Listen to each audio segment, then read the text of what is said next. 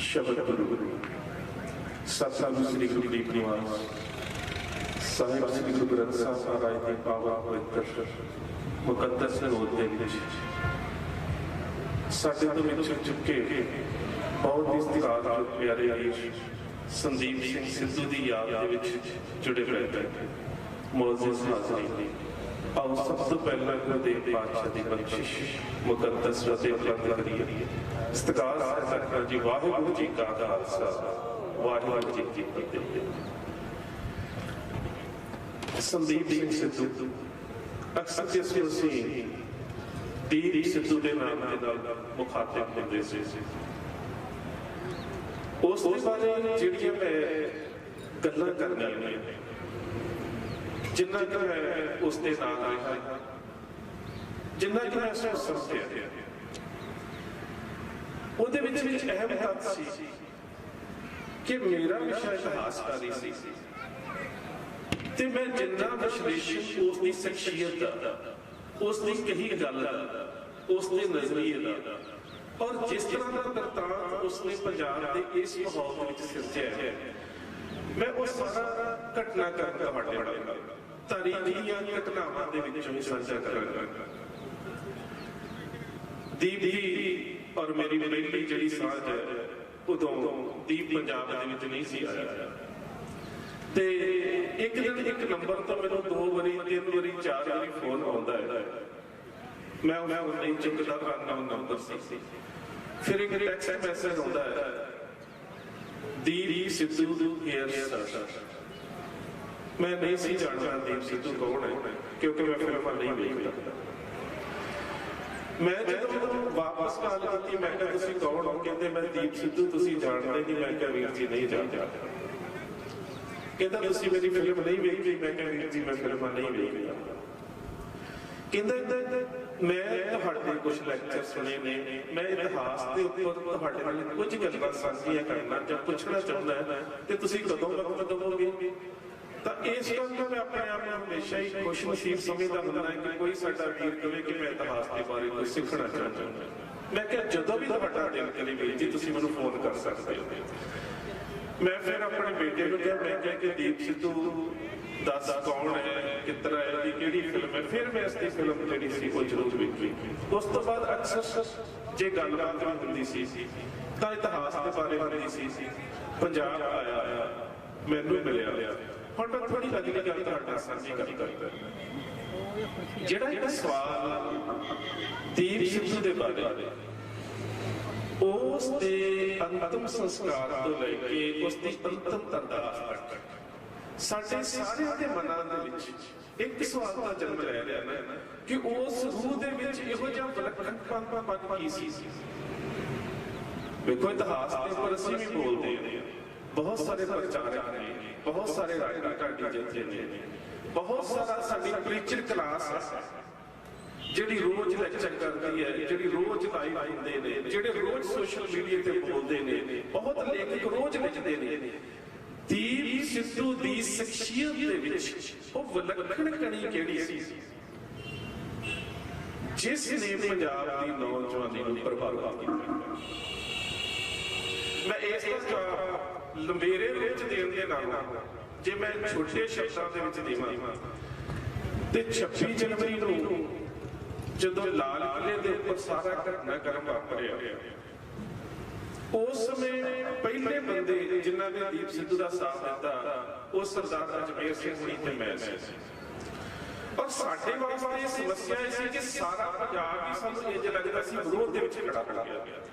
और जिहड़ा बंदा किसी खिते दे विच एस्टैबलिश होवे ना, जिस तरह सानूं सी कि असीं इतिहासकारी दे विच लिखण दे विच बोलण दे विच सानूं लोक जाणदे ने, तां साडे सामने एक रिश्ता इस तरह दा सीगा कि किते साडी सारी कीती कराई दा कोई सवालिया चिन्ह आ जावे जे किते दीप गलत निकल आया।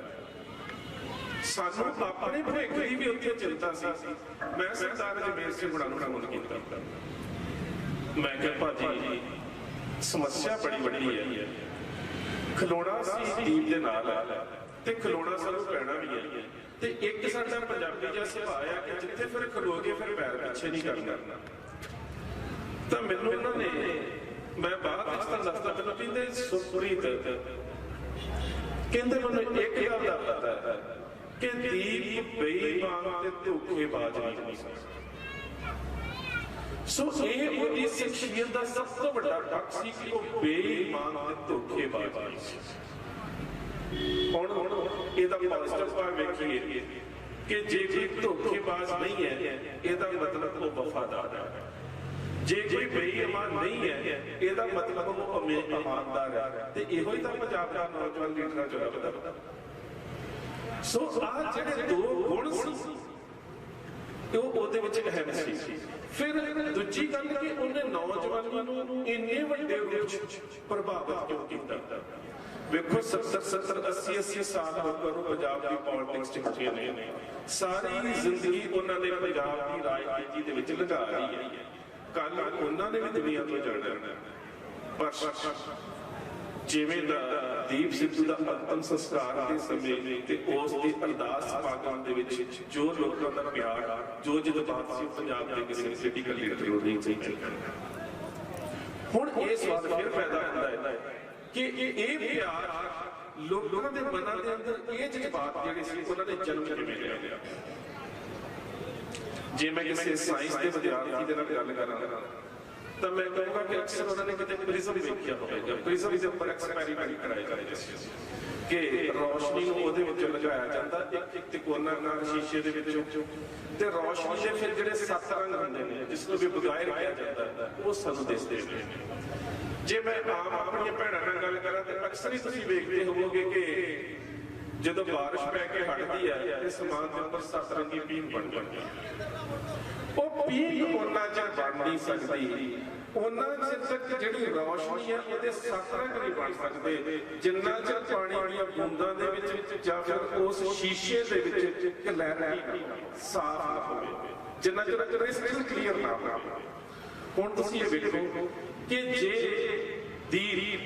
ਦੀ ਸੋਚ ਤੋਂ ਇੰਨਾ ਨੌਜਵਾਨ ਵਰਗ ਪ੍ਰਭਾਵਿਤ ਹੋਇਆ, ਸਾਡੇ ਮਨਾਂ ਦੇ ਵਿੱਚ ਇੰਨਾ ਦਰਦ ਪ੍ਰਗਟ ਹੋਇਆ ਤੇ ਉਹਦੇ ਪਿੱਛੇ 3 ਚੀਜ਼ਾਂ ਨੇ। ਉਹ 3 ਚੀਜ਼ਾਂ ਪਤਾ ਕਿਹੜੀਆਂ?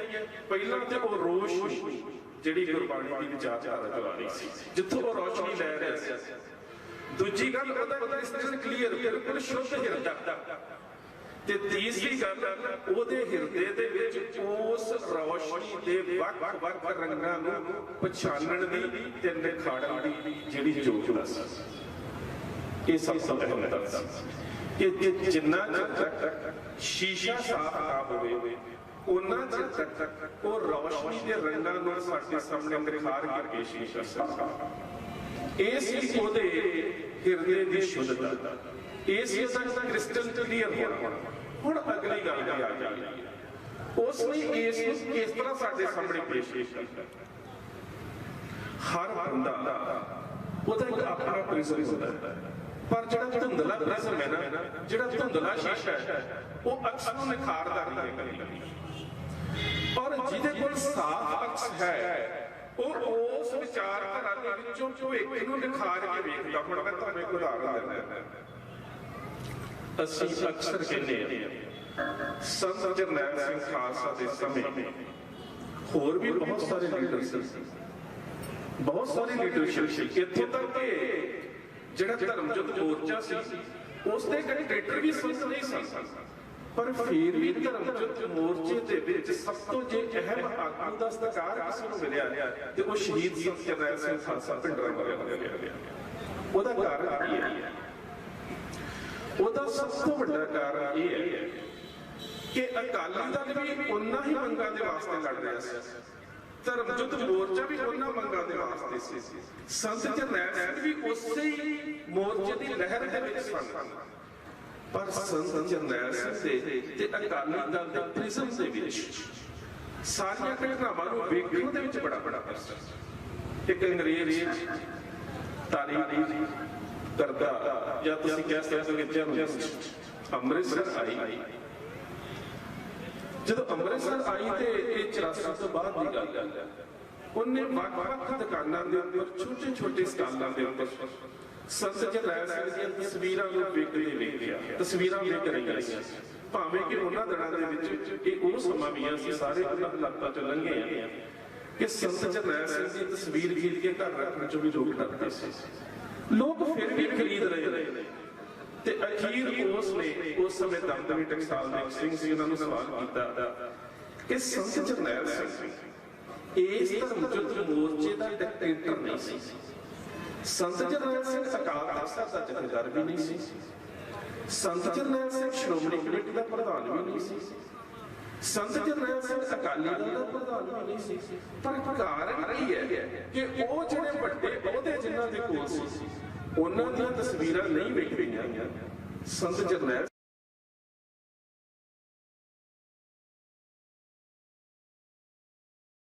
ਅਹੁਦੇ ਜਿੰਨੇ ਮਰਜ਼ੀ ਵੱਡੇ ਹੋ ਜਾਣ, ਜਿਨ੍ਹਾਂ ਦੀਆਂ ਜਿਉਂਦੇ ਜੀ ਜ਼ਮੀਰਾਂ ਵਿਕ ਜਾਂਦੀਆਂ ਉਹਨਾਂ ਦੀਆਂ ਤਸਵੀਰਾਂ ਕਦੀ ਨਹੀਂ ਹੋਣੀਆਂ।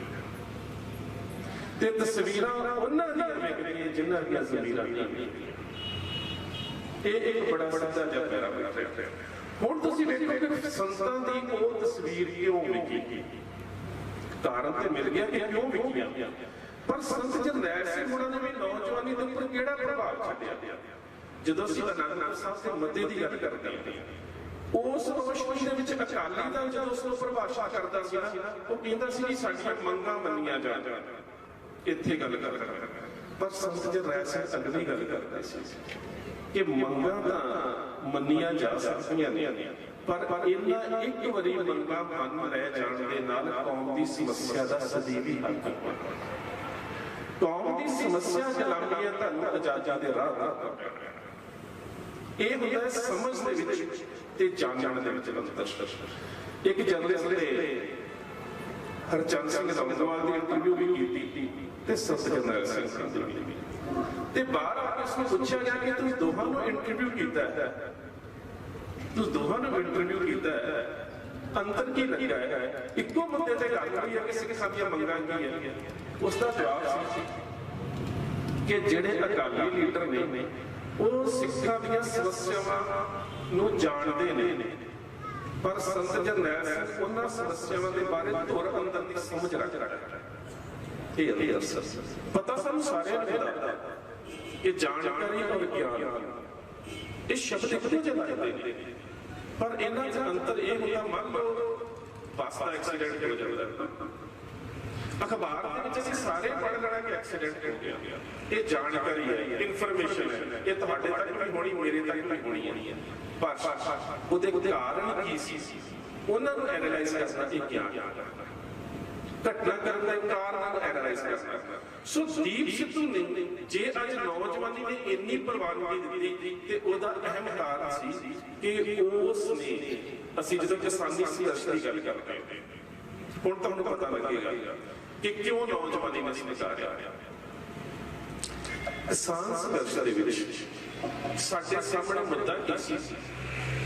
ਖੇਤੀ ਵਿਰੋਧੀ ਕਾਨੂੰਨ, trade and commerce, contract farming ਤੇ ਉਸ ਤੋਂ ਬਾਅਦ ਐਸੈਂਸ਼ੀਅਲ ਅਕੋਮੋਡੇਟਿਵ ਅਮੈਂਡਮੈਂਟ ਐਕਟ ਦੇ ਵਿੱਚ ਜਿਹੜੀ ਅਮੈਂਡਮੈਂਟ ਕੀਤੀ ਗਈ। ਇਹ ਸਾਡੇ ਤਿੰਨ ਅਹਿਮ ਮੁੱਦੇ ਸੀ। ਜਿਹੜੀਆਂ ਸਾਡਾ ਯੂਨੀਅਨ ਦਾ ਸਟਰਕਚਰ ਸੀ, ਜਿਹੜਾ ਉਹਨਾਂ ਦਾ ਕੇਡਰ ਸੀ, ਜਿਹੜੀ ਉਹਨਾਂ ਦੀ ਲੀਡਰਸ਼ਿਪ ਸੀ, ਉਹ ਇਸ ਗੱਲ ਦੇ ਉੱਪਰ ਟਿਕੀ ਹੋਈ ਸੀ ਕਿ ਇਹ ਤਿੰਨ ਕਾਨੂੰਨ ਵਾਪਸ ਹੋ ਜਾਣ ਤੇ ਸਾਡੀ ਜਿੱਤ ਹੈ। ਪਰ ਦੀਪ ਸਿੱਧੂ ਇਸ ਗੱਲ ਦੇ ਉੱਪਰ ਟਿਕਿਆ ਹੋਇਆ ਸੀਗਾ ਕਿ ਜਿੰਨਾ ਚਿਰ ਤੱਕ ਤੁਸੀਂ ਆਪਣੀ ਹੋਂਦ ਨੂੰ ਪਾਤਸ਼ਾਹੀ ਦਾਅਵੇ ਦੇ ਉੱਤੇ ਡਿਫਾਈਨ ਨਹੀਂ ਕਰਦੇ, ਜਿੰਨਾ ਚਿਰ ਤੁਹਾਡੇ ਕੋਲ ਤਾਕਤ ਨਹੀਂ ਹੈ, ਉਹਨਾਂ ਚਿਰ ਕਦੀ ਵੀ ਕਾਨੂੰਨ ਆ ਵੀ ਸਕਦੇ ਨੇ ਤੇ ਕਦੀ ਵੀ ਦੁਬਾਰਾ ਵਾਪਸ ਕਰਨ ਦੇ ਵਾਸਤੇ ਸਾਨੂੰ ਸੰਘਰਸ਼ ਵੀ ਕਰਨਾ ਪਵੇਗਾ। ਪਰ ਅਹਿਮ ਗੱਲ ਇਹ ਹੈ ਕਿ ਤੁਹਾਡੇ ਕੋਲ ਤਾਕਤ ਹੋਣਾ ਬੜਾ ਜ਼ਰੂਰੀ ਹੈ। ਜਿਹੜੀ ਉਹ ਬਾਰ-ਬਾਰ ਇੱਕ ਗੱਲ ਕਹਿੰਦਾ ਸੀ ਕਿ ਜਿੰਨਾ ਚਿਰ ਤੱਕ ਤੁਸੀਂ ਮੈਦਾਨ ਦੇ ਜੰਗ ਦੇ ਵਿੱਚ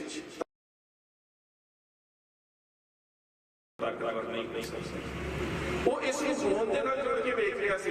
ਔਰ ਇਹ ਗੱਲ 18ਵੀਂ ਸਦੀ ਦੇ ਇਤਿਹਾਸ ਤੋਂ ਸਾਨੂੰ ਸਮਝਣੀ ਪਵੇਗੀ। ਕਿਸ ਤਰ੍ਹਾਂ ਅਹਿਮਦ ਸ਼ਾਹ ਅਬਦਾਲੀ ਦਿੱਲੀ ਤੇ ਹਮਲਾ ਕਰਨ ਆ ਰਿਹਾ, ਉਸ ਵੇਲੇ ਸਿੱਖ ਉਸ ਦਾ ਨਿਸ਼ਾਨਾ ਨਹੀਂ ਹੈ, ਸਿੱਖ ਉਸ ਦਾ ਬਿਲਕੁਲ ਨਿਸ਼ਾਨਾ ਨਹੀਂ। ਉਸਨੇ ਲੜਨਾ ਹੈ ਦਿੱਲੀ ਦੇ ਤਖਤ ਦੇ ਵਾਸਤੇ। ਉਹਦੀ ਲੜਾਈ ਹੋਣੀ ਹੈ ਕਮਰੂਦੀਨ ਮੀਰ ਆਤਸ਼ ਦੇ ਨਾਲ, ਉਹਦੀ ਲੜਾਈ ਹੋਣੀ ਹੈ ਮੁਹੰਮਦ ਸ਼ਾਹ ਦੇ ਨਾਲ, ਉਹਦੀ ਲੜਾਈ ਹੋਣੀ ਹੈ ਬਹਾਦਰ ਸ਼ਾਹ ਦੇ ਖਾਨਦਾਨ ਦੇ ਨਾਲ। ਤੇ ਨੂਰਦੀਨ ਦੀ ਸਰਾਂ ਦੇ ਕੋਲ ਬੈਠੇ ਨੇ ਸਿੱਖ ਜਰਨੈਲ ਸਰਦਾਰ ਕਪੂਰ ਸਿੰਘ, ਸਰਦਾਰ ਜੱਟ ਸਿੰਘ ਮਹਾਰਾਜਾ ਰਣਜੀਤ ਸਿੰਘ ਦਾ ਦਾਦਾ ਤੇ ਸਰਦਾਰ ਸਿੰਘ ਆਲੂਵਾਲੀਆ। ਸਲਾਹ ਕਰਦੇ ਨੇ, ਕਹਿੰਦੇ ਨੇ ਕਿ ਅਹਿਮਦ ਸ਼ਾਹ ਅਬਦਾਲੀ ਦਾ ਜਿਹੜਾ ਕੈਂਪ ਹੈ ਉਹ ਸਾਡੇ ਤੋਂ 3 ਕਿਲੋਮੀਟਰ ਦੂਰੀ ਤੇ ਅੱਜ ਰਾਤ ਇਹਦੇ ਉੱਪਰ ਹਮਲਾ ਕਰਾਂਗੇ। ਸਰਦਾਰ ਭਗਤ ਸਿੰਘ ਕਹਿੰਦੇ ਨੇ ਅਬਦਾਲੀ ਇਸ ਵਾਰੀ ਸਾਡੇ ਨਾਲ ਲੜਨ ਨਹੀਂ ਹੈ, ਅਬਦਾਲੀ ਦਿੱਲੀ ਜਾ ਰਿਹਾ। ਕਾਰਨ ਜਦੋਂ ਉਹ ਸਾਡੇ ਤੇ ਹਮਲਾ ਕਰਨ ਨਹੀਂ ਆਇਆ ਤੇ ਅਸੀਂ ਉਸ ਤੇ ਹਮਲਾਵਰ ਹੋ ਜਾਈਏ ਤੇ ਉਹਦਾ ਕਾਰਨ, ਤੇ ਸਰਦਾਰ ਭਗਤ ਸਿੰਘ ਕਹਿੰਦੇ ਨੇ ਕਾਰਨ ਇਹ ਹੈ ਕਿ ਅੱਜ ਉਹ ਬੇਸ਼ੱਕ ਦਿੱਲੀ ਤੇ ਹਮਲਾ ਕਰਨ ਵਾਸਤੇ ਆ ਰਿਹਾ, ਪਰ ਕੱਲ ਨੂੰ ਹਮਲਾ ਤੁਹਾਡੇ ਤੇ ਹੋਣਾ ਹੈ। ਪਹਿਲੀ ਗੱਲ ਤਾਂ ਇਹ ਹੈ ਜਦੋਂ ਹੋਏ ਹਮਲੇ ਦੇ ਵਿੱਚ ਲੜੋਗੇ ਨਾ ਤੁਸੀਂ ਡਿਫੈਂਸ ਦੇ ਵਿੱਚ ਲੜੋਗੇ, ਪਰ ਅੱਜ ਜਦੋਂ ਤੁਸੀਂ ਆਪ ਹੰਕਾਰੋਗੇ ਤੁਸੀਂ ਅਫੈਂਸਿਵ ਹੋਵੋਗੇ। ਅੱਜ ਅਸੀਂ ਹਮਲਾਵਰ ਹੋਵੋਗੇ, ਕੱਲ ਨੂੰ ਅਸੀਂ ਬਚਾਅ ਦੇ ਵਿੱਚ ਲੜੋਗੇ। ਪਹਿਲੀ ਗੱਲ ਇਹ ਹੈ। ਦੂਜੀ ਗੱਲ, ਜਦੋਂ ਦਿੱਲੀ ਤੋਂ ਬਾਅਦ ਅਹਿਮਦ ਸ਼ਾਹ ਅਬਦਾਲੀ ਦਾ ਬਾਅਦ ਤੁਹਾਡੇ ਨਾਲ ਪੈਣਾ ਤੇ ਪਿਆ ਵੀ ਉੱਪਰ ਹਿੜੇ ਦੇ ਮੈਦਾਨ ਦੇ ਵਿੱਚ, ਉਦੋਂ ਤੁਹਾਨੂੰ ਉਸ ਦੀ ਯੁੱਧ ਨੀਤੀ ਦਾ ਪਤਾ ਹੋਣਾ ਚਾਹੀਦਾ ਜਿਹੜਾ ਹੁਣ ਲਗਾਇਆ ਜਾ ਸਕਦਾ। ਉਹਦੇ ਕੋਲ ਕਿਵੇਂ ਦੇ ਹਥਿਆਰ ਹਨ, ਉਹਦੀ ਕਿਵੇਂ ਦੀ ਯੁੱਧ ਨੀਤੀ ਆ। ਸਿੱਖਾਂ ਨੇ ਹਮਲਾ ਕੀਤਾ, ਲੜਾਈ ਥੋੜੀ ਜਿਹੀ ਹੋਈ, ਸਰਦਾਰ ਨਵਾਬ ਕਪੂਰ ਸਿੰਘ ਉਹਨਾਂ ਨੇ ਗੋਲੀ ਵੀ ਲੱਗੀ, ਹਮਲਾ ਵੀ ਕੀਤਾ। ਅਹਿਮਦ ਸ਼ਾਹ ਅਬਦਾਲੀ ਨੇ ਅੱਗੋਂ ਸਿਰਫ ਡਿਫੈਂਸਿਵ ਮੋਡ ਦੇ ਵਿੱਚ ਰਿਹਾ ਕਿ ਨਹੀਂ ਮੈਂ ਇੱਥੇ ਪੰਗਾ ਨਹੀਂ ਲੈਣਾ। ਸੋ ਸਿੱਖਾਂ ਨੂੰ ਪਤਾ ਲੱਗ ਗਿਆ ਇਹਦੀ ਡਿਫੈਂਸਿਵ ਪਾਲਿਸੀ ਕੀ ਹੈ, ਇਹਦੇ ਹਥਿਆਰ ਕਿਵੇਂ ਦੇ ਨੇ, ਤੇ ਅਗਲੀ ਵਾਰੀ ਜਦੋਂ ਸਾਡੇ ਨਾਲ ਇਹਨੇ ਲੜਨਾ ਹੈ ਤੇ ਸਾਨੂੰ ਕਿਸ ਨੀਤੀ ਦੇ ਵਿੱਚੋਂ ਲੜਨਾ ਪਵੇਗਾ। ਇਹ ਸਮਝ ਲੱਗਦਾ ਸਾਰੀ ਸਿੱਖਾਂ ਨੂੰ। ਸੋ ਇਹੀ ਗੱਲ ਦੀਪ ਵਾਰ-ਵਾਰ ਕਹਿੰਦਾ ਸੀ ਕਿ ਕਾਨੂੰਨ ਬਣੇ ਨੇ, ਕਾਨੂੰਨ ਵਾਪਸ ਹੋ ਸਕਦੇ ਨੇ, ਪਰ ਜਿਹੜਾ ਆਉਣ ਵਾਲੇ ਭਵਿੱਖ ਦੇ ਵਿੱਚ ਕੌਮ ਦੀ ਹੋਂਦ ਨੂੰ ਖਤਰਾ ਹੋਣਾ ਹੈ ਨਾ, ਸਾਨੂੰ ਉਹਦੇ ਵਾਸਤੇ ਖੁਦ ਤੋਂ ਤਿਆਰ ਹੋਣਾ ਚਾਹੀਦਾ। ਉਹ ਹਮਲਾ ਜਿਹੜਾ ਹੈ ਨਾ, ਜਾਂ ਹੋਂਦ ਦੀ ਸਟਰਕਚਰ ਦੀ ਗੱਲ ਜਾਂ ਫੈਡਰਲ ਸਟਰਕਚਰ ਦੀ ਗੱਲ, ਕੌਮ ਦੀ ਐਗਜ਼ਿਸਟੈਂਸ ਦੀ ਗੱਲ, ਜਿਹੜੀ ਦੀਪ ਨੌਜਵਾਨੀ ਨੂੰ ਬੜੇ ਸਹਿਜੇ ਸ਼ਬਦਾਂ ਦੇ ਸਮਝਾਇਆ। ਅੱਜ ਮੈਂ ਕਈ ਵਾਰੀ ਹੈਰਾਨ ਹੁੰਦਾ ਜਿਹੜੇ ਕਿਸਾਨ ਆਗੂ ਬਾਰ-ਬਾਰ ਉਸ ਦੀ ਖਿਲਾਫਵਰਜ਼ੀ ਕਰਦੇ ਰਹੇ ਨਾ, ਉਹ ਵੀ ਅਖੀਰ ਤੇ ਕਹਿਣ ਲੱਗ ਗਏ ਜੀ ਇਹ ਤਾਂ ਸਾਡੀ ਹੋਂਦ ਦੀ ਜੰਗ ਹੈ। ਇਹ ਸਾਰਾ ਨੈਰੇਟਿਵ, ਇਹ ਸਾਰਾ ਪ੍ਰਸੰਗ ਦੀਪ ਦੇ ਵੱਲੋਂ ਸਿਰਜਿਆ ਗਿਆ ਔਰ ਇਸ ਰੂਪ ਦੇ ਵਿੱਚ ਸਿਰਜਿਆ ਗਿਆ ਕਿ ਉਹਨੇ ਨੌਜਵਾਨਾਂ ਨੂੰ ਇਹ ਕਰ ਦੇ ਵਾਸਤੇ, ਸੋਚਣ ਦੇ ਵਾਸਤੇ ਮਜਬੂਰ ਕਰ ਦਿੱਤਾ ਕਿ ਦਰਅਸਲ ਹੋਂਦ ਦੀ ਜੰਗ ਹੈ। ਫਿਰ ਇਹ ਜਿਹੜੀ ਹੋਂਦ ਦੀ ਜੰਗ ਸੀ, ਇਹਦੇ ਵਿੱਚ ਇੱਕ ਸਭ ਤੋਂ ਅਹਿਮ ਗੱਲ ਮੈਂ ਕਿਹਾ ਕਿ ਅਸੀਂ ਤਾਰੀਖ ਦੇ ਵਿੱਚ ਇਸ ਦਾ ਅਧਿਐਨ ਕਰਨਾ। ਇੱਕ ਅਹਿਮ ਗੱਲ ਕੀ ਪਈ ਸੀ, ਪਾਤਸ਼ਾਹੀ ਦਾਅਵਾ। ਤੁਸੀਂ ਅਕਸਰ ਦੀਪ ਦੇ ਮੂੰਹ ਤੋਂ ਸੁਣਿਆ ਕਿ ਅਸੀਂ ਇਹ ਪਾਤਸ਼ਾਹੀ ਦਾਅਵੇ ਬਾਰੇ। ਹੁਣ ਪਾਤਸ਼ਾਹੀ ਦਾਅਵਾ ਜਿਹੜਾ ਜਦੋਂ ਉਹ ਸਰਦਾਰ ਰਤਨ ਸਿੰਘ ਭੰਗੂ ਦੇ ਪੰਥ ਪ੍ਰਕਾਸ਼ ਦੇ ਵਿੱਚ ਆਉਂਦਾ ਹੈ ਤੇ ਸਾਨੂੰ ਉਸ ਸਾਰੇ ਵਰਤਾਰੇ ਨੂੰ ਸਮਝਣ ਦੀ ਲੋੜ ਹੈ ਕਿ ਇਹ ਸ਼ਬਦ ਵਰਤਿਆ ਕੌਣ ਜਾਂਦਾ ਹੈ, ਕਿੱਥੇ ਵਰਤਿਆ ਜਾਂਦਾ ਹੈ, ਇਹ ਸ਼ਬਦ ਕੌਣ ਵਰਤਦਾ ਹੈ ਤੇ ਕਿਹੜੇ ਹਾਲਾਤਾਂ 'ਚ ਵਰਤਦਾ ਹੈ। ਪਾਤਸ਼ਾਹੀ ਦਾਅਵਾ ਹੈ ਜਿੰਨਾ ਤੱਕ ਸਾਨੂੰ ਪਾਤਸ਼ਾਹੀ ਦਾਅਵੇ ਦੀ ਸਮਝ ਨਹੀਂ ਆਵੇਗੀ, ਅਸੀਂ ਜਿਹੜੀ ਦੀਪ ਸਿੱਧੂ ਹੋਣ ਦੀ ਗੱਲ ਕਰਦਾ ਸੀ ਅਸੀਂ ਉਸ ਨੂੰ ਨਹੀਂ ਸਮਝ ਸਕਾਂਗੇ। ਹੁਣ ਪਾਤਸ਼ਾਹੀ ਦਾਅਵਾ ਇਹ ਸ਼ਬਦ ਵਰਤਿਆ ਜਾਂਦਾ ਹੈ ਬਾਬਾ ਬੰਦਾ ਸਿੰਘ ਬਹਾਦਰ ਤੋਂ ਬਾਅਦ ਕੌਮ ਦੀ ਅਗਵਾਈ ਕਰਨ ਵਾਲੇ ਜਰਨੈਲ ਸਰਦਾਰ ਦਰਬਾਰਾ ਸਿੰਘ ਦੇ ਵੱਲੋਂ। ਔਰ ਵਰਤਿਆ ਕਿੱਥੇ ਜਾਂਦਾ ਹੈ?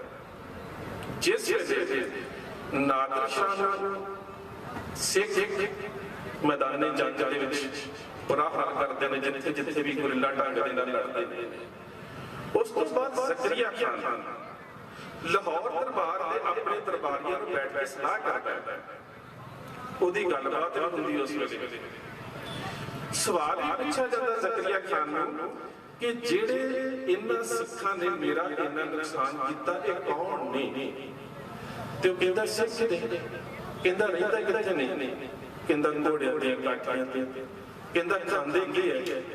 ਕਹਿੰਦਾ ਇਹ ਤਾਂ ਘਾਹ ਪੱਤੇ ਖਾ ਕੇ ਵੀ ਗੁਜ਼ਾਰਾ ਕਰ ਲੈਂਦੇ ਨੇ। ਖਾਣ ਨੂੰ ਕੌਣ ਦਿੰਦਾ ਹੈ? ਕਹਿੰਦਾ ਇਹ ਤੇ ਪਤਾ ਨਹੀਂ, ਇਹ ਦੱਸ ਸਕਦਾ ਖਾਂਦੇ ਕਿਵੇਂ। ਕਹਿੰਦਾ ਕਿਵੇਂ ਖਾਂਦੇ ਨੇ? ਕਹਿੰਦਾ ਭੁੱਖਾ ਦੇਗ ਆਵਾਜ਼ਾਂ ਕੋਈ ਆਓ ਦੇਗ ਤਿਆਰ ਹੋਈ। ਵੀ ਜਦੋਂ ਇਹ ਲੰਗਰ ਤਿਆਰ ਕਰਦੇ ਨੇ ਫਿਰ ਨਗਾਰਾ ਵਜਾ ਕੇ ਉੱਚੀ ਆਵਾਜ਼ ਕਹਿੰਦੇ ਨੇ ਕਿ ਕੋਈ ਦੁਸ਼ਮਣ ਵੀ ਸਾਡੀ ਆਵਾਜ਼ ਸੁਣ ਲਿਆ ਤੇ ਸਾਡੀ ਦੇਗ ਤਿਆਰ ਆ ਕੇ ਛਕ ਸਕਦਾ। ਕਹਿੰਦਾ ਜੇ ਦੁਸ਼ਮਣ ਆ ਜਾਵੇ, ਕਹਿੰਦਾ ਆ ਜਾ। ਕਹਿੰਦਾ ਜੇ ਦੁਸ਼ਮਣ ਵੀ ਲੰਗਰ ਛਕ ਜਾਵੇ, ਕਹਿੰਦਾ ਛਕ ਜਾਵੇ। ਕਹਿੰਦਾ ਜੇ ਸਾਰਾ ਦੁਸ਼ਮਣ ਹੀ ਆ ਕੇ ਛਕ ਜਾਵੇ ਇਹਨਾਂ ਦੇ ਵਾਸਤੇ ਬੱਚੇ ਕੁਛ ਫਿਰ ਕਹਿੰਦਾ ਫਿਰ ਅਰਦਾਸ ਕਰਦੇ ਨੇ ਬੱਚੇ ਤੋਂ ਲੰਗਰ ਮਸਤ ਬਤੇ ਹੈ ਨਹੀਂ ਤੋ ਦਾਣਾ ਆਪ ਖਲੇ। कि जे दाना बच जाए तो खा लेंगे ने, नहीं तो कहते लंगर मस्ताना तां भी कोई परवाह नहीं। फिर कहता इन्हां दा गुरु कहता मुर्शिद इनका वली भयो है, इनको आपे याद नहीं होगा। फिर कहता इन्नी छेती खत्म नहीं की जानी, इको ही तरीका है कि पेशकश करो, ऑफर दो। पिंड जंबर के रहने वाले सरदार शबीक सिंह जिन्होंने बाद उन्होंने पुत्र शाहबाज सिंह के नाल चक्की के उपर चढ़ के शहीद किया गया। ये जंबर पिंड के रहने वाले से इन्हां दा जिहड़ा परिवार है वो तीसरे पातशाह के समय सिक्खी दे विच आ गया सी। इन्हां दे वडेरे जिहड़े सी वो सारे परिवार की लिस्ट मेरे कोल पई है। सरदार शबीक सिंह नूं नवाबी की पेशकश करके भेजा गया। हुण उत्थे साडी तीन तरह की लीडरशिप है। एक लीडरशिप है गुरु ग्रंथ साहिब महाराज की हजूरी दे विच साडी पंच प्रधानी पंथक लीडरशिप। एक है कौम दा जथेदार सरदार दरबारा साहब और एक है संगत। जदों असीं गुरु दी हजूरी च बैठे हैं ये गल समझण वाली जी। असीं कई वारी कह दिंदे हां होली बुक गुरु ग्रंथ साहिब किताब नहीं, क्योंकि गुरु दा वरतारा की है। असीं गुरबाणी दे विच पढ़दे हां रूहानियत दे रहबर ने साडे गुरु ग्रंथ साहिब महाराज, पर जिहड़ा तुसीं वेख रहे हो ना ये वरतारा रूहानियत नहीं है, उत्थे स्पिरिचुअलिटी है। पर जो तुहानूं दिस रिहा है ना ये दरबार है, ये इंपीरियलिज्म है, ये राज सत्ता है। ये केवल ते केवल राजे दे दरबार दी हुंदी है कि वड्डा तेरा दरबार सच्चा तुद शेरशाह पातशाह निहचल जबर दरबार लगा होना, तखत होना, जबर शक्ल होना, ये तो सारिया बादशाह दी निशानियां ने। पर गुरु रूहानियत दा होना, सो ये सब कुछ उस दरबार दे विच है। सरदार शबीक सिंह पहुंचते ते पहली गल करदे ने सरदार दरबारा सिंह दे नाल कि मैं नवाबी की पेशकश लेके आया। कहते गुरु गुरु ते पंज प्यारे दे कोल प्रवानगी लो। पंज प्यारे दे सरदार करम सिंह शहीद भी बैठे ने, बाबा दीप सिंह शहीद भी बैठे ने, ते महाराजा रणजीत सिंह दा परदादा सरदार जड़ सिंह दा भरा सरदार भट्टा सिंह भी बैठे। ते पंज प्यारे रह करके पता की कहते ने पातशाही छड्ड कि मलेवे नवाबी इत्त पुत्त के मुहम्मद करे इकराबी। शबीक सिंह किवें दी गल करदा है? पंज प्यारे की पदवी तो उत्ते कोई पदवी नहीं हो सकती ते असीं इस पातशाही नूं छड्ड के नवाबी लै गए, ये तां कदी कोई नहीं समझ सकदा। फिर जांदा दरबारा साहिब दे उत्थे आउंदी पातशाही दावे दी गल। पातशाही दावा उत्थे प्रगट हुंदा जिथे स्टेट तुहानूं ऑफर करदी है, जिथे स्टेट पेशकश करदी है, जिथे स्टेट तुहानूं लालच दे विच झुकाउणा चाहुंदी है, जिथे स्टेट तुहानूं लालच दे विच वरगलाउणा चाहुंदी है, ते जिथे स्टेट लालच दे विच तुहाडीਆਂ ਜਿਹੜੀਆਂ ਮੂਲ ਮੰਗਾਂ ਨੇ ਉਹਨਾਂ ਨੂੰ ਪੈਸੇ ਦੇ ਰੂਪ ਵਿੱਚ ਖਤਮ ਕਰਨਾ ਚਾਹੁੰਦੀ ਹੈ। ਹੁਣ ਸਰਦਾਰ ਦਰਬਾਰਾ ਸਿੰਘ ਦੇ ਕੀ ਉਹੀ ਨਵਾਬੀ ਹੈ ਤੇ ਸਰਦਾਰ ਦਰਬਾਰਾ ਸਿੰਘ ਪਤਾ ਕੀ ਕਹਿੰਦੇ? ਕਹਿੰਦੇ ਸਰਦਾਰ ਸ਼ਬੀਕ ਸਿੰਘ ਜੀ ਭੁੱਲ ਜਾਓ। दरबारा साहब का सीधा जवाब है हम रागत पातशाही दावा जा इत गोचा तक लोपा। साडा निशाना दा पातशाही दावा है। मैदाने जंग दे विच लड़ांगे तां भी पातशाही जावांगे ते लड़दे शहीद हो जावांगे गुरु दी गोच जावांगे तां भी पातशाही।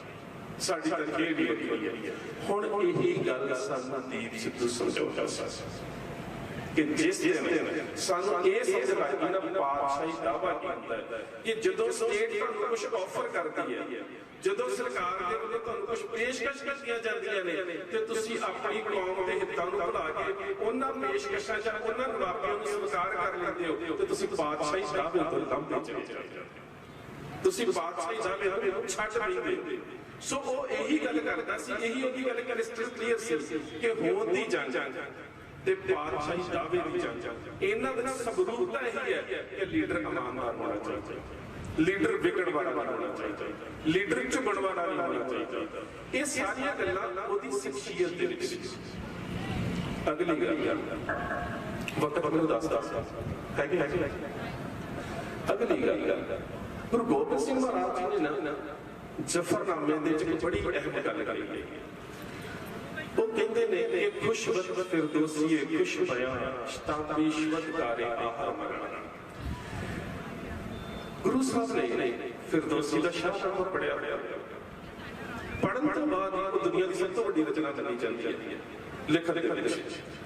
ਤੇ ਪੜਨ ਤੋਂ ਬਾਅਦ ਗੁਰੂ ਸਾਹਿਬ ਨੇ ਜਿਹੜੀ ਕੋਟੇਸ਼ਨ ਦਿੱਤੀ ਹੈ ਉਹ ਕਹਿੰਦੇ ਹੈ ਕਿ ਔਰੰਗਜ਼ੇਬ ਫਿਰਦੌਸੀ ਨੇ ਆਪਣੀ ਰਚਨਾ ਦੇ ਵਿੱਚ ਇੱਕ ਗੱਲ ਬੜੀ ਪਿਆਰੀ ਕਹੀ ਹੈ ਕਿ ਖੁਸ਼ਮਤ ਫਿਰਦੌਸੀ ਖੁਸ਼ ਹੋਇਆ ਸ਼ਤਾਬਦੀ ਸ਼ਬਦਕਾਰੇ ਆਹਮਨ ਕਿ ਕਾਲੀ ਕਰਨਾ ਸ਼ੈਤਾਨ ਦਾ ਕੰਮ ਕਾਲੀ ਦੇ ਵਿੱਚ ਗੱਦੀ ਫੈਸਲੇ ਲਾਉਂਦਾ। ਹੁਣ ਹੋਇਆ ਕਿ ਦੀਪ ਸਿੱਧੂ ਦੇ ਮਸਲੇ 'ਚ ਕਿ 26 ਜਨਵਰੀ ਨੂੰ ਜਿਹੜਾ ਵਰਤਾਰਾ ਵਾਪਰਿਆ ਉਹਦੇ ਪ੍ਰਤੀ ਲੈ ਕੇ ਫੈਸਲੇ ਕਾਲੀ ਦੇ ਤੇ ਬਿਨਾਂ ਸੋਚੀ ਸਮਝੀ ਵਾਲੇ ਸੀ। ਉਹਦੇ 'ਚ ਡਿਸਆਨ ਹੋਈ ਲੀਡਰਸ਼ਿਪ ਆਪਣੇ ਨੌਜਵਾਨਾਂ ਨੂੰ ਲੈ ਕੇ। ਹੁਣ ਇਸ ਗੱਲ ਨੂੰ ਸਮਝੋ ਕਿਵੇਂ ਡਿਸਆਨ ਕੀ ਕਿਹਾ ਗਿਆ। ਦੀਪ ਸਿੱਧੂ ਨੇ ਸੰਘਰਸ਼ ਖਰਾਬ ਕਰ ਦਿੱਤਾ। ਦੀਪ ਸਿੱਧੂ ਨੇ ਕਿਸਾਨੀ ਅੰਦੋਲਨ ਨੂੰ ਬਰਬਾਦ ਕਰ ਦਿੱਤਾ। ਤੁਹਾਡੇ ਚੋਂ ਇੱਕ ਵੀ ਵੀਰ ਕਹਿ ਸਕਦਾ ਕਿ ਲਾਲ ਕਿਲੇ ਦੇ ਉੱਪਰ ਕਿਸੇ ਇੱਕ ਵੀ ਬੱਚੇ ਦਾ ਨੁਕਸਾਨ ਹੋਇਆ ਕੋਈ ਨੁਕਸਾਨ ਨਹੀਂ ਹੋਇਆ।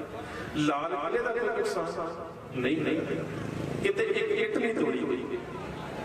ਪਰ ਜਿਹੜੀ ਗੱਲ ਮੇਨਸਟ੍ਰੀਮ ਮੀਡੀਆ ਕਹਿਣਾ ਚਾਹੁੰਦਾ ਸੀ, ਜੋ ਸਰਕਾਰ ਦੇ ਚੈਨਲਾਂ ਨੇ ਕਹਿਣਾ ਸੀ, ਸਾਡੀਆਂ ਜਥੇਬੰਦੀਆਂ ਵੀ ਉਸੇ ਬੈਂਡ 'ਚ ਬਹਿ ਗਈਆਂ, ਉਸੇ ਰਾਸ਼ਟਰਵਾਦ ਦੇ ਵਿੱਚ ਸਾਡੀਆਂ ਕਿਸਾਨ ਜਥੇਬੰਦੀਆਂ ਬਹਿ ਗਈਆਂ। ਅੰਦੋਲਨ ਖਰਾਬ ਕਰ ਦਿੱਤਾ, ਅੰਦੋਲਨ ਬਰਬਾਦ ਕਰ ਦਿੱਤਾ, ਹੁਣ ਉੱਠਿਆ ਨਹੀਂ ਜਾਣਾ, ਹੁਣ ਖੜੇ ਨਹੀਂ ਹੋਇਆ ਜਾਣਾ। ਇਹ ਡਿਸਆਨਿੰਗ ਇੱਥੇ ਆ ਕੇ ਮੈਂ ਕਹਿੰਦਾ ਕਿ ਇਹ ਸੰਘਰਸ਼ ਦੇ ਵਿੱਚ ਸਿੱਖ ਕਿਰਦਾਰ ਜਿਹੜਾ ਸੀ, ਜਿਹੜੀ ਸਿੱਖ ਵਿਚਾਰਧਾਰਾ ਸੀ, ਉਸ ਨੂੰ ਲੀਡਰਸ਼ਿਪ ਅਪਣਾ ਕੇ ਚੱਲ ਨਹੀਂ ਸਕੀ। ਹੁਣ ਇੱਕ ਕੀ ਹੁੰਦੀ ਹੈ ਔਰ ਇਹਦੇ ਪ੍ਰਤੀ ਲੀਡਰਾਂ ਦੀ ਜ਼ਿੰਮੇਵਾਰੀ ਕਿਵੇਂ ਹੁੰਦੀ ਹੈ ਮੈਂ ਤੁਹਾਨੂੰ ਦੱਸਦਾ। ਸਰਦਾਰ ਜੜ ਸਿੰਘ, ਸਰਦਾਰ ਦਰਸ਼ਨ ਸਿੰਘ, ਸਰਦਾਰ ਤਾਰਾ ਸਿੰਘ 18ਵੀਂ ਸਦੀ ਦੇ ਦਰਮਿਆਨ ਜੰਗਲਾਂ ਦੇ ਵਿੱਚ ਨੇ ਤੇ ਅਖੀਰ ਇਹ ਮੁਲਤਾਨ ਦੇ ਲਾਗੇ ਆਉਂਦੇ ਨੇ। ਮੁਲਤਾਨ ਸੂਬੇ ਦੇ ਅਧੀਨ ਆਉਂਦਾ ਹੈ ਗੁਰਦੁਆਰਾ ਰੋੜੀ ਸਾਹਿਬ ਪਾਕਿਸਤਾਨ ਦੇ ਵਿੱਚ ਇਮਰਾਬਾਦ, ਜਿੱਥੇ ਗੁਰੂ ਨਾਨਕ ਸੱਚੇ ਪਾਤਸ਼ਾਹ ਭਾਈ ਲਾਲੋ ਦੇ ਘਰ ਗਏ ਸੀ।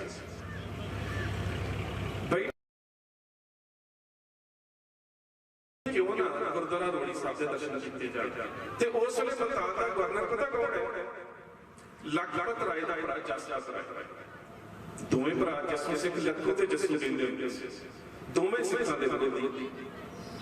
ਜਿੱਥੇ ਜਾਣਾ ਹੈ ਉਹ ਗੁਰਦੁਆਰਾ ਸੂਬੇ ਦੇ ਵਿੱਚ, ਪਰ ਫਿਰ ਵੀ ਸਿੰਘ ਕਹਿੰਦੇ ਨਹੀਂ, ਲੰਗਰ ਗੁਰੂ ਦਾ ਦੀਦਾਰ ਕਰਕੇ ਫੇਰ ਹੀ ਛਕਾਂਗੇ। ਸਿੱਖ ਚਲੇ ਗਏ ਉਸ ਸਥਾਨ ਦੇ ਦਰਸ਼ਨ ਕਰਨ ਵਾਸਤੇ। ਜਸਪਤ ਰਾਏ ਦਾ ਪਤਾ ਲੱਗਾ ਕਿ ਸਿੱਖਾਂ ਦਾ ਜਥਾ ਇੱਥੇ ਪਹੁੰਚ ਗਿਆ। ਉਹ ਫੌਜ ਲੈ ਕੇ ਆ ਗਿਆ। ਉਸ ਨੇ ਸਿੱਖਾਂ ਨੂੰ ਕਿਹਾ ਕਿ ਇੱਥੋਂ ਚਲੇ ਜਾਓ। ਸਰਦਾਰ ਜੜ ਸਿੰਘ ਨੇ ਕਿਹਾ ਗੁਰੂ ਦੀ ਹਜ਼ੂਰੀ ਦੇ ਵਿੱਚ ਮੈਂ ਬੜੀ ਹਲੀਮੀ ਦੇ ਨਾਲ ਗੱਲ ਕਰ ਰਿਹਾ ਜਸਪਤ ਰਾਏ, ਅਸੀਂ ਇੱਥੇ ਨਾ ਲੜਨ ਆਏ, ਨਾ ਅਸੀਂ ਇਸ ਪਵਿੱਤਰ ਸਥਾਨ ਦੇ ਉੱਪਰ ਕੋਈ ਇਵੇਂ ਦਾ ਯੁੱਧ ਦਾ ਮੰਚ ਸੋਚ ਲੈ ਕੇ ਆਏ। ਅਸੀਂ ਕੇਵਲ ਤੇ ਕੇਵਲ ਦੀਦਾਰ ਕਰਨਾ। ਅਸੀਂ ਉਸ ਤੋਂ ਬਾਅਦ ਲੰਗਰ ਛਕਣਾ, ਦੇਗ ਤਿਆਰ ਕਰਨੀ ਹੈ, ਪਾਠ ਕਰਨਾ ਤੇ ਲੰਗਰ ਛਕ ਕੇ ਅਸੀਂ ਚਲੇ ਜਾਣਾ। ਅਸੀਂ ਕੇਵਲ ਗੁਰੂ ਦੇ ਦਰਸ਼ਨ ਦੀਦਾਰ ਕਰਨਾ ਹੈ। ਉਹਨਾਂ ਕਿਹਾ ਕਿ ਇੱਥੇ ਘੋੜੇ ਖੋਲਣੇ ਕਿ ਨਹੀਂ ਖੋਲਣੇ? ਸਰਦਾਰ ਜੜ ਸਿੰਘ ਕਹਿੰਦੇ ਕਿ ਘੋੜੇ ਨਹੀਂ ਖੋਲਣੇ।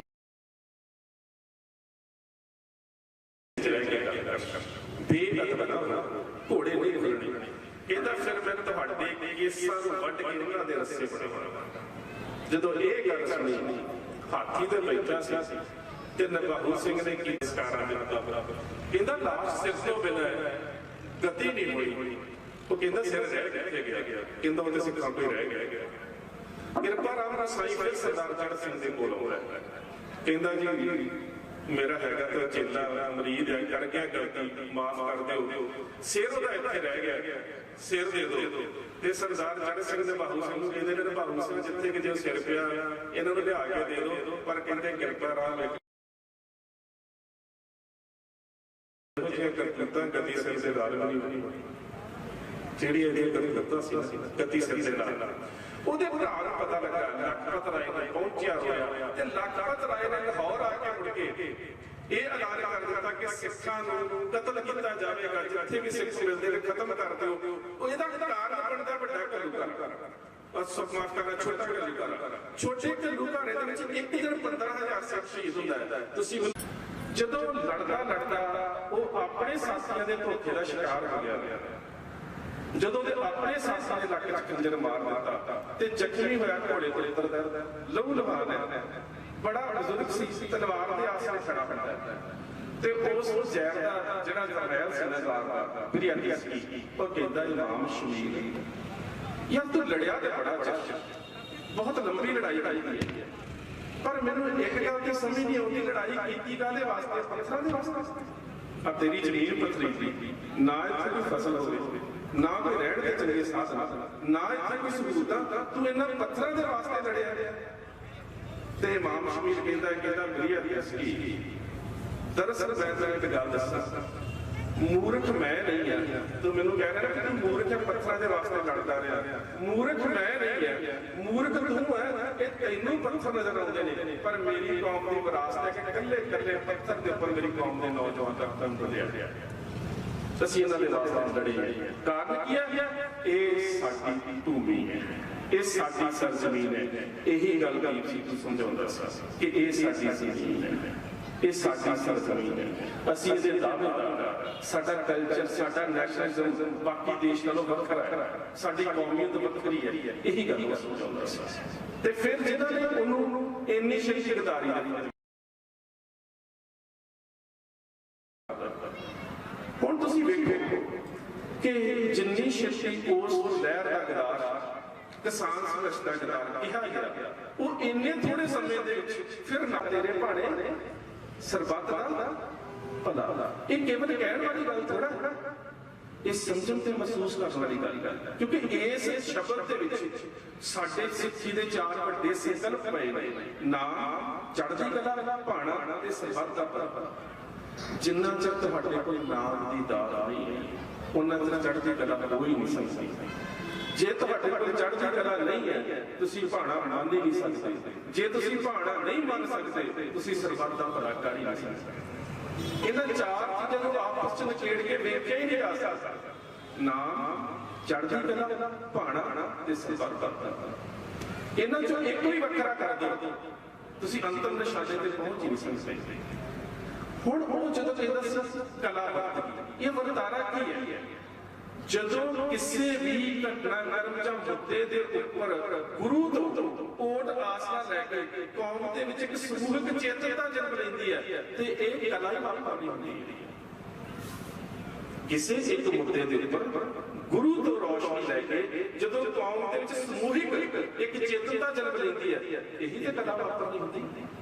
ਇਹੀ ਤਾਂ ਤੁਸੀਂ ਉਸਦੇ ਅੰਤਮ ਸੰਸਕਾਰ ਤੇ ਵੇਖੀ ਹੈ, ਜਿਸ ਨੂੰ ਗਦਾਰ ਕਿਹਾ ਜਾਂਦਾ ਸੀ। ਇਹੀ ਤੁਸੀਂ ਉਸਦੇ ਅਰਦਾਸ ਦੇ ਵਿੱਚ ਵੇਖੀ ਹੈ। ਇਹੀ ਕਲਾ ਹੈ ਕਿ ਇੱਕ ਵਿਅਕਤੀ ਜਿਹਦੇ ਕੋਲ ਗੁਰੂ ਦੀ ਵਿਚਾਰਧਾਰਾ ਦੀ ਰੋਸ਼ਨੀ ਹੈ, ਜਦੋਂ ਉਸ ਰੋਸ਼ਨੀ ਦੇ ਨਾਲ ਉਹ ਸਮੂਹਿਕ ਚੇਤਨਤਾ ਨੂੰ ਪ੍ਰਭਾਵਿਤ ਕਰ ਦਿੰਦਾ ਹੈ, ਤੇ ਇਹੀ ਤਾਂ ਕਲਾ ਹੈ। ਉੱਥੇ ਦੀਪ ਨਹੀਂ ਹੈ, ਉੱਥੇ ਦੀਪ ਦੇ ਵਿੱਚੋਂ ਜਿਹੜੀ ਗੁਰੂ ਦੀ ਵਿਚਾਰਧਾਰਾ ਪ੍ਰਭਾਵਿਤ ਹੋ ਰਹੀ ਹੈ ਉਹ ਅਹਿਮ ਹੈ। ਉੱਥੇ ਦੀਪ ਦਾ ਸਰੀਰ ਹੈ ਨਹੀਂ ਹੈ। ਜਿੱਦਣ ਤੁਸੀਂ ਦੀਪ ਦੀ ਯਾਦ ਵਿੱਚ ਜਿਹੜੇ ਬੈਠੇ ਸੀ ਉੱਥੇ, ਉਦੋਂ ਦੀਪ ਸਰੀਰ ਕਰਕੇ ਤਾਂ ਹੈ ਹੀ ਨਹੀਂ ਸੀ। ਜਿੱਦਣ ਉਹ ਸਰੀਰ ਕਰਕੇ ਸੀ, ਉਦੋਂ ਫਤਿਹਗੜ੍ਹ ਸਾਹਿਬ ਦੀ ਧਰਤੀ ਦੇ ਉੱਪਰ ਇੰਨਾ ਵੱਡਾ ਇਕੱਠ ਨਹੀਂ ਹੋ ਸਕਿਆ। ਅਸੀਂ 2 ਮੀਟਿੰਗ ਸੀ। ਕਾਰਨ ਕੀ ਸੀ ਕਿ ਗੱਲ ਸਰੀਰ ਦੀ ਨਹੀਂ ਸੀ, ਗੱਲ ਸੀ ਕਿ ਉਸ ਸਰੀਰ ਦੇ ਰਾਹੀਂ ਜਿਹੜੀ ਜ਼ਮੀਨ। ਹੁਣ ਅਗਲੀ ਗੱਲ, ਇਹ ਸਾਰੇ ਵਰਤਾਰੇ ਦੇ ਉੱਪਰ ਇੰਨਾ ਵੱਡਾ ਬੋਝ ਕਿਵੇਂ ਆ ਗਿਆ? ਇੰਨਾ ਵੱਡਾ ਬੋਝ ਕਿਵੇਂ ਆ ਗਿਆ ਕਿ ਜਿਸ ਨੂੰ ਤੁਸੀਂ ਗਦਾਰ ਕਹਿੰਦੇ ਸੀ, ਉਹ ਸੁਰਖਰੂ ਹੋ ਕੇ ਕੌਮ ਦੀ ਸਰਦਾਰੀ ਦਾ ਮਾਰਗ ਪਰ ਤੁਰ ਪਿਆ। ਮੈਨੂੰ ਯਾਦ ਹੈ, ਫਿਰ ਮੈਂ ਉਸੇ ਗੱਲ ਤੇ ਆ ਜਾਂਦਾ, ਜਦੋਂ ਇਹ ਰੂਸ ਦਾ ਜਿਹੜਾ ਜਰਨੈਲ ਸੀ ਨਾ, ਜਦੋਂ ਇਹਦੀ ਪੇਠ ਦੇ ਵਿੱਚ ਛੁਰਾ ਬੱਚਾ, ਇਹ ਝੁਕਿਆ ਹੋਇਆ ਹੈ, ਇਹਦਾ ਜਿਸਮ ਲਹੂ ਲੁਹਾਨ ਹੈ, ਇਹਦੇ ਸਾਹਮਣੇ ਜਿਹੜੀ ਜਰਨੈਲ ਖੜਾ ਹੈ, ਤੇ ਉਹਨੇ ਕਿਹਾ ਇਮਾਮ ਸ਼ਮੀਲ ਹੁਣ ਦੱਸ ਕੀ ਲਿਆਈ ਲੜੇ? ਅਕਸਰ ਸਾਨੂੰ ਕਿਹਾ ਜਾਂਦਾ ਕੀ ਲਿਆ ਜੇ ਲੜੇ ਜਾਨਾਂ ਹੀ ਕਮਾਈਆਂ ਕਿਹਾ ਜਾਂਦਾ। ਸੰਤ ਜਰਨੈਲ ਸਿੰਘ ਦੇ ਬਾਰੇ ਕਿਹਾ ਜਾਂਦਾ ਸੀ, ਲੋਕਾਂ ਦੇ ਪੁੱਤ ਮਰਵਾਤੇ ਕੀ ਲਿਆ ਲੜ ਕੇ। ਅੱਜ ਸੰਤ ਜਰਨੈਲ ਸਿੰਘ ਦੀ ਸ਼ਖਸੀਅਤ ਹੋ ਗਈ, ਪਰ ਉਹ ਜਦੋਂ ਫਿਰਿਆ ਤੇ ਕੀ ਕੀਤਾ? ਇਮਾਮ ਕਹਿੰਦਾ ਉਹ ਜਰਨੈਲ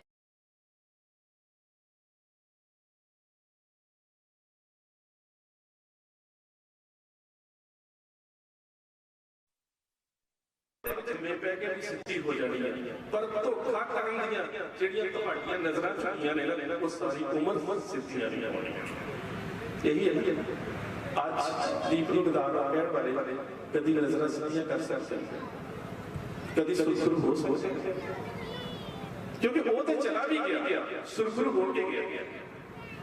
ते जिन्हां ने उस को ठेस पहुंचाई, जिन्हां ने ਉਹਦੇ ਉੱਪਰ ਇੰਨੀ ਵੱਡੀ ਇਲਜ਼ਾਮ ਤਰਾਸ਼ੀ ਕੀਤੀ, ਕਿਰਦਾਰ ਕੁਸ਼ੀ ਕੀਤੀ, ਜੇ ਉਹ ਸਾਰੇ ਮਤਾਂ ਦਾ ਤੁਸੀਂ ਅਸਲ ਕਰੋਗੇ ਫਿਰ ਤੁਹਾਨੂੰ ਪਤਾ ਲੱਗੇਗਾ ਕਿ ਇੰਨੀ ਕਾਹਲੀ ਦੇ ਵਿੱਚ ਜਦੋਂ ਵੱਡੇ ਲੀਡਰ ਇਵੇਂ ਦੇ ਫੈਸਲੇ ਲੈਂਦੇ ਨੇ ਤਾਂ ਉਹਨਾਂ ਫੈਸਲਿਆਂ ਦੇ ਵਿੱਚੋਂ ਕਿਸੇ ਦੀ ਕਿਰਦਾਰ ਕੁਸ਼ੀ ਜਦੋਂ ਕੀਤੀ ਜਾਂਦੀ ਹੈ ਤੇ ਜਿਹੜੇ ਸੱਚੇ ਕਿਰਦਾਰ ਹੁੰਦੇ ਨੇ ਉਹ ਉੱਪਰ ਕੇ ਸਾਹਮਣੇ ਆ ਜਾਂਦੇ ਨੇ ਤੇ ਲੋਕਾਂ ਦੇ ਕੋਲ ਬਸ ਪਛਤਾਵਾ ਰਹਿ ਜਾਂਦਾ, ਜਿਹੜਾ ਬਹੁਤ ਲੋਕਾਂ ਦੇ ਕੋਲ ਹੈ।